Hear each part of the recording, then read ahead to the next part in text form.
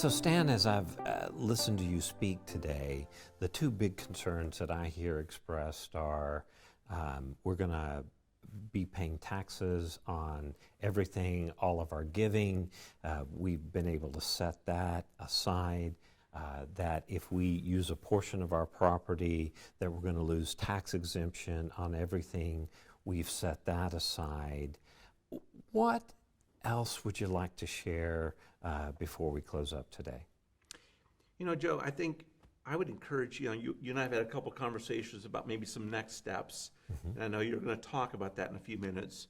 But one of the next steps that is emerging is there are actually some other strategic partners we're all working with who are helping churches and ministries coordinate with either other not-for-profits who are looking for space at either they're looking for a benevolent landlord or an opportunity in a new community, or there's actually some for-profit businesses who are looking for space that they can't afford to buy, but they just need it Monday, Wednesday, Friday. They only need it afternoons, limited hours, but they need maybe your gym or a conference room or your Sunday school classrooms to do tutoring after school.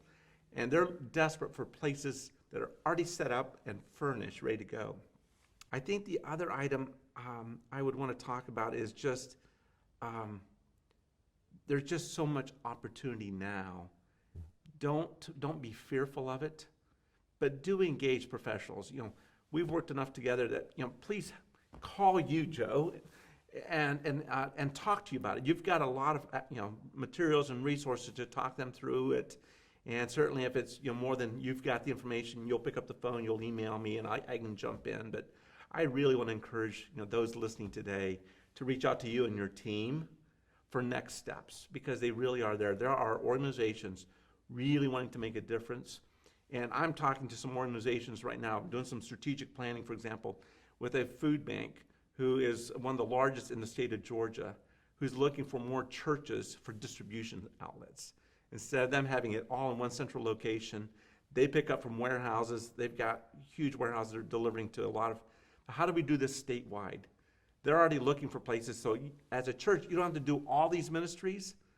They're just looking for, can we rent some space to do this, locally to bless your community? And there's just so much need out there. And this allows us as a church to really have great impact in the community beyond just Sunday mornings. By doing these things, it gives us the opportunity. It gives them a chance to see we really are for them, and they'll want to come to our church. Yes. In a way that they may not have ever come before. Stan, thank you for being with us today. This has been incredibly helpful. I hope those of you that are watching this video are feeling empowered and encouraged to be good stewards of the space that God has entrusted you with, that you will do so wisely, engaging counsel. We're huge fans of our friends at Capin Crouse. Don't go it alone, but don't fail to take the first step. At horizons.net and Giving 365, we have a number of resources that address making use of assets that you have in your church or monetizing assets in your church. We've recently created a guide in partnership with Capin Crouse that I believe you will find helpful to walk you through the items you need to consider when leveraging, stewarding resources in your community. Thank you.